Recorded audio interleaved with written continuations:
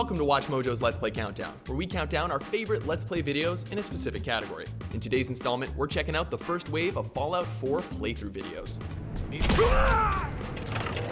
The game was just released a few weeks ago, but there's already a staggering amount of Let's Play content from it. Today's picks have started out strong and should be fun to watch going forward, so let's go.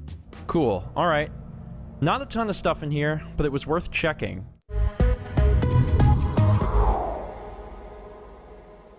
Number 5, Fallout 4 Playthrough, Playlist. Channel, AlChest. You know, give kisses. Kisses. Alright. So, before things get a bit wacky on this countdown, we figured we'd kick things off with one of the most straightforward playthroughs. AlChest was the most popular entry on our last Fallout countdown, so we'd be remiss if we didn't include his first foray into this much-anticipated sequel. Credit where credit's due. Oh. That's great. This is one of those Let's Plays that's great if you want to watch someone who's very thorough. For example, Al takes the time to fully examine the cryo chamber that he awakens in. Hello? Anyone? Is it me you're looking for? He opens his wife's pod, checks every entry in the nearby terminal, etc. So I am going to be reading a bunch of stuff. I'm not going to read it out loud. If you want to read it, go ahead. Note how even in the first hallway, he always checks out the multiple paths before following the quest marker. Clearly he knows which game he's playing. Fans of the series will agree that that's the way it's meant to be played, something which Al seems acutely aware of. It's definitely not all business, though. Welcome to my home. Sometimes I get on the floor and like to pose for people. This is my sexy pose. You see, I put my hand near my fingers, and then I get up and say, welcome to my sexy home. As you can imagine, the thorough, real-time nature of this playthrough makes it better suited for long-term binge watching. Impatient viewers might find this style to be a bit dry, but Al's built a strong base of fans around his consistent quality and funny but not overbearing commentary, both of which are on full display here. You can have the Holy Grail. You can have a basketball hoop, invite your friends over. You have a baby crib, make believe your dead baby son's back alive, even though I don't know if... Oh, I'm gonna get you. Will you sleep in his house? You want to sleep in his house? Where do you want it? As much as I enjoyed watching the series, I got a bit embarrassed by how quickly he found the button to extend the bridge in the assembly plant in episode 9. I can't be the only one who missed that at first, right?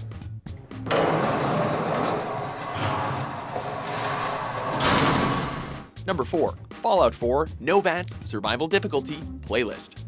Channel, Yub. Because if my time in the army taught me one thing... War never changes. It's that war never changes. How did I know that? Most people like to save a challenge run playthrough for their second or third attempts at the game.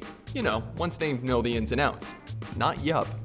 Here, he's gone hard as and decided to pump the difficulty up to survival on his first playthrough. I'll probably hate this, but I'm just gonna do it. He must be glad they've improved the gunplay in Fallout 4 too, since he's decided to forego the use of VATS as well. So no VATS mode, survivor difficulty, Fallout 4, here we freaking go. I should say that Yub follows the main storyline a fair amount in this series, probably more so than the other entries we'll see today. If you're the type of person that likes to avoid major storyline spoilers, this might not be the playthrough for you. While Yub's channel is the least well-known one we'll see today, his style is tight. He's found a great middle ground between completely uninterrupted gameplay and highly edited hyper-screaming madness. He cuts out any overly long conversations or dead air, but he also isn't afraid to throw in some effects in editing to make a joke. Look how she's looking at me. He looks so good. He is so handsome. He's also thrown in a sweet, previously on Fallout 4 montage at the beginning of each episode, which is not only a nice touch, but also lets longtime viewers pick up where they left off with ease. If there's one highlight from the first dozen or so episodes he's already released, it's definitely his relationship with Piper. Hey Piper, that stuff is gross. Oh, okay. Early on, Yub picks up the plucky reporter as his companion, which begins a running gag in which he acts truly horrible towards her. They're all outside fighting my girlfriend. Love you, sweetie. Thank you. Hey, Protectron. Come on, go out here. Help my girlfriend. Be a better boyfriend than me. What girl? Is there about to be a new girl in our life? Please, anyone but Piper. I'm definitely going to get my dog after this mission. Yeah. Think about that. At least my dog didn't say the same freaking line 800 times. Of course, we really can't blame him too much. Piper really is a chatty Cathy. Of course, in my experience, if you want to do real good. You realize we're in the middle of a firefight during all of that, right? Number 3, Fallout 4, playlist, channel, Steven Plays. In other words, I'm really freaking excited to play this game. Considering how off the wall some of the commentary gets in Let's Play videos, what's most striking about Steven Plays is how professional he is in his role as host. Episode 1 begins with a calm and collected introduction, one where he explains his methodology and encourages fans to send him feedback. As I start Fallout 4 today, I'm going to be recording these one at a time. You'll be able to comment and tell me things that you've found, things that you'd like me to go explore and see. And I look forward to seeing what we can discover together. It's definitely a breath of fresh air, especially for those of you who feel that the average Let's Play video is a bit too zany. This professionalism spills over onto the whole series. He's clearly poured over his character creation at length, detailing his reasoning behind the distribution of stats and whatnot. This should just take a second. It feels like he's settling in for the long haul on this one, and he makes it pretty easy for viewers to do the same. Considering that he did a 283 episode series on Skyrim, it's not too much of a gamble to say that he might do the same with the Boston Wanderer. But as time went on, many people stopped doing Skyrim. I did not.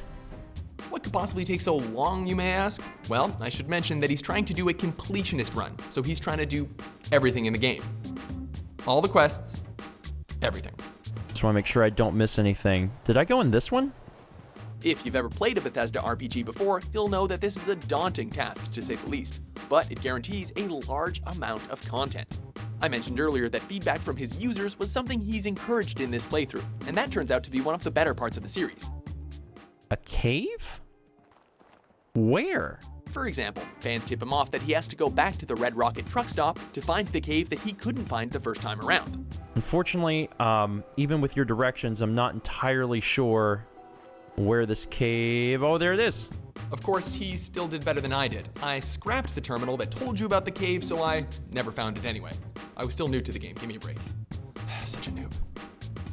That's it. That's it, except for the ceiling. There's stuff on the... God, you have to look up, man. If you don't look up, you don't get all this stuff. Once again, I don't even know what all this crap is. Number 2, Fallout 4 playlist. Channel, AlChest. Lewis and Simon. Simon, how you doing? I'm good. I think I'm the dog.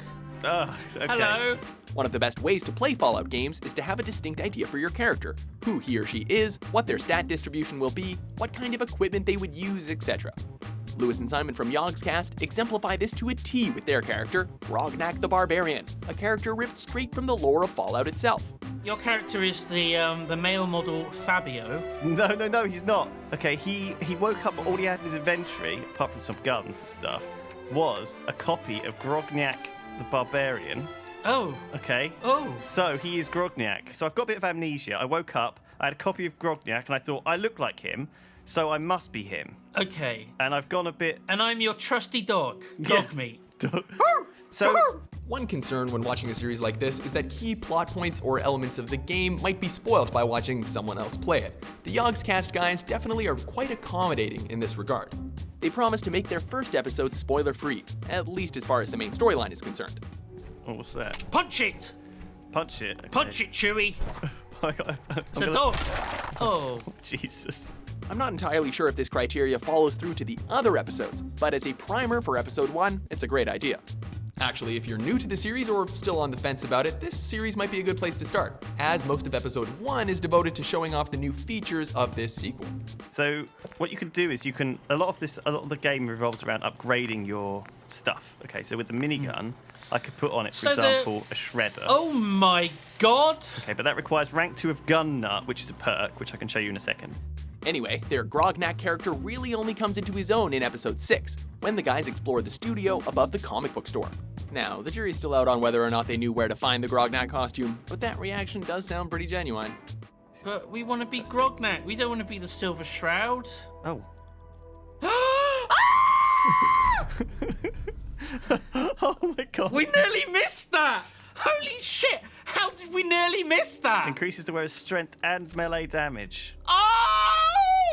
You got the hat on. I need to take that off, sorry. The guys aren't actually skilled enough to get Grognak's axe in this episode, though, although it's sitting right there in front of them in a locked display case.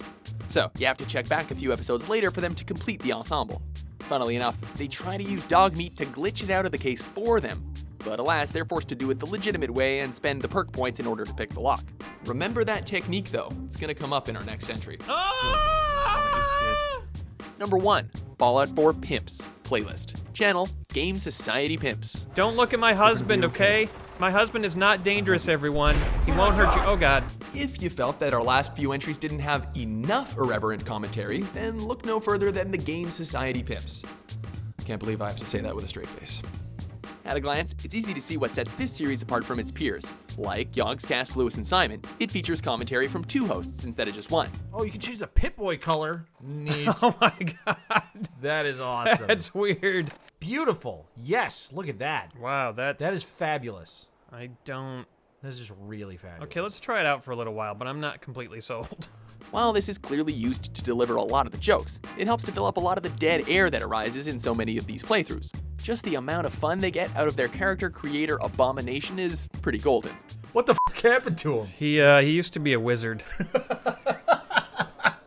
While every playthrough has to do the same beginning part, which can get a bit repetitive once you've seen it a few times, the game pimps do their best to spice it up with their commentary. Why did they put these Halloween decorations all over the floor? This is a thread that runs through the 2 episodes of the series that have been released so far.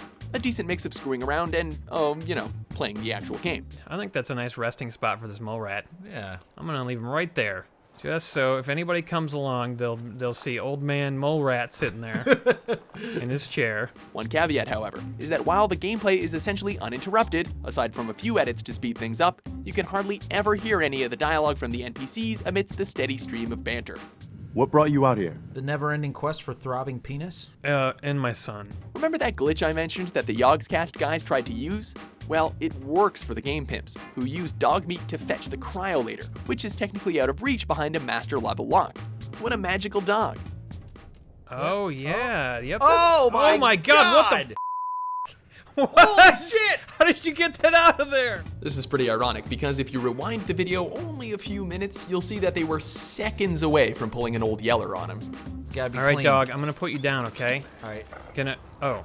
What? Oh, he's okay. Aw, damn it.